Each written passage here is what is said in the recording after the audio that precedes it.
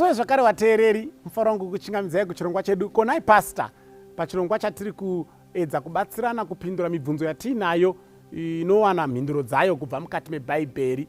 Ngatirambei tichiunza mibvunzo. Hakuna mubvunzo unonzi muduku kana hauna kukosha. As long as it's your question and you are worried about that question, please feel free kuunza kuno. Mwari anotibatsira kuti tibatsirane. Nhasi kupindurawo zvakare mubvunzo wakabvunzwa zvakare neimwe hama yedu maringe nesabata. Takadzidza zvakawanda mumashure pamusoro penyaya yemutemo sabata, zvinotaura vamwe about the sabbath, vamwe vanoti harisina basa, vaiwa mutemo waMoses. Takadzidza zvakawanda. Kana wakamisa any of those but you have a question also, just feel free to post your question. We can even redo zvimwe zvatakamboita. We have no challenge with that, so please feel free to ask your questions. Saka mubvunzo wabvunzwa nhasi uri kuti iyo konai pastor, ndikapa zvipfuyo zvangu chikafu nesabata ndinenge ndisina kushanda here? Okay, ndo mubvunzo wabvunzwa. Sikurwa kuti munhu ari kuti indanzwisa kuti andifana kushanda nemusi wesabata. Kana ndine zvipfuyo, ndine mabroiler pamba, ndine mombe, ndine mbudzi, ndoita sei? Ndikanozvifudza handina kushanda here? Ndikatora chikafu ndichidziisira mundiro kuti dzidye, handina kushanda here? Ndikadziisira mvura, handina kushanda here? Ndizonzi ndatyora here sabata? Ndo mubvunzo uri kubvunzwa panapa. Mateo chapter 12 verse 1 to 5. At that time Jesus went through the grain fields on the Sabbath, and his disciples were hungry, and he began to pluck heads, and they began to pluck heads of grain to eat. And when the Pharisees saw it, they said to him, "Look, your disciples are doing what is not lawful on the Sabbath." But he said to them, "Have you not read what David did when he was hungry, and he and those who were with him, how he entered the house of God and ate the showbread, which was not lawful for him to eat, nor for those who were with him, but only for the priests."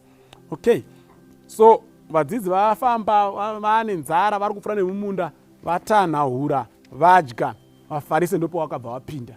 Zvanzi rusire vadzidzi vako vachita zvakaipa, vari kutyora sabata, because in fact the accusation was not like vadya on a Sabbath. It was like vakohwa, vakapura, vakaprepare chikafu chacho, kusvika pakuzodya, saka vashanda. Saka Jesu ati maita dambudziko reiko, even David hamuna kunzwa here zvaakaita. In other words, utaura naJesu Kristu ndezvekuti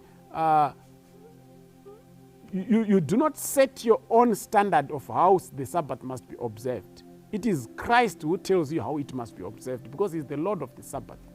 Saka kana achiti vanhu vanofana kudya on a Sabbath, vanhu vanofana kudya on a Sabbath. Kana achiti munhu kana akuziya nenzara iri Sabbath, pasina chikafu changa chakagadzirwa kuti chibikwe, then prepare chikafu mupe munhu iyeye.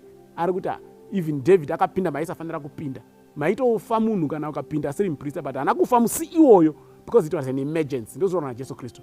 But now coming to the issue yemhuka, mukaringa verse 11 yacho, he then goes directly to address issue yemhuka. Then he said to them, "What man is there among you who has one sheep, and if it falls into a pit on a Sabbath, will not lay hold of it and lift it out?" So Christ said, even mhuka yako ikatowira mugomba on a Sabbath, please iburitsei. Kana muchitodaidzana tsvakai donzai, swetai muchiburitsa mhuka iyoyo. So it has never been perceived as breaking the Sabbath by God to make sure animals are well taken care of on a Sabbath. In fact, iwewe kana uchidya on a Sabbath, then please don't think that the animals must not feed, because the Bible is very clear about what ought to be done in regards to feeding on a Sabbath. When you come to Exodus chapter 16 verse 23, Exodus 16 verse 23, it says here, "Then he said to them, this is what the Lord has said. Tomorrow is a Sabbath rest, a holy Sabbath to the Lord. Bake what you will bake today, and boil what you will boil, and lay up for yourselves all that remains to be kept until morning."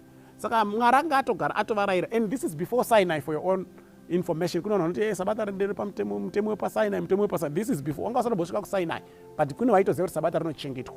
Ndo vakaonekwa vakuunganidza a double portion yemana on a Friday, the 6th day, vakamhanya kunomhangara kuna Mozisi. Ndo zvakatotaurwa naMwari, mangwana isabata. Saka gadzirai zvamunogadzira zvinenge zvasara muzvise pasaidi kuti muzodye mangwana, because mana haidonhi on a Sabbath. So they were instructed to prepare food to eat on the Sabbath.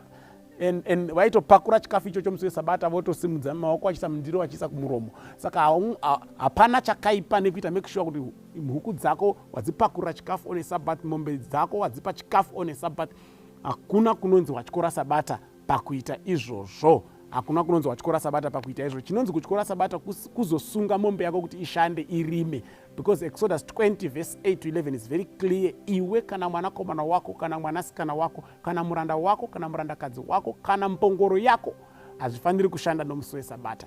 That is what the Lord has forbidden. Hapana panonzi nebhaibheri hakufaniri kudyiwa musi wesabata. Mwari akatoti on the day, 6th day, it's a preparation day. Prepare for the Sabbath, and part of the preparation is to do with preparing even food. You boil what has to be boiled, you bake what needs to be baked, so that you don't need to be cooking on a Sabbath, but you'll just be eating on a Sabbath. Saka nemhuka dzako ngadzidye on a Sabbath, nekiti dzipamba penyu ngadzidye on a Sabbath, nembwa ngadzidye on a Sabbath, nemabroiler nemaroadrunner nemombe nembudzi ngazviite make sure kuti zvadya on a Sabbath. Ndodayira zvajeka, Mwari atikomborere. Amen.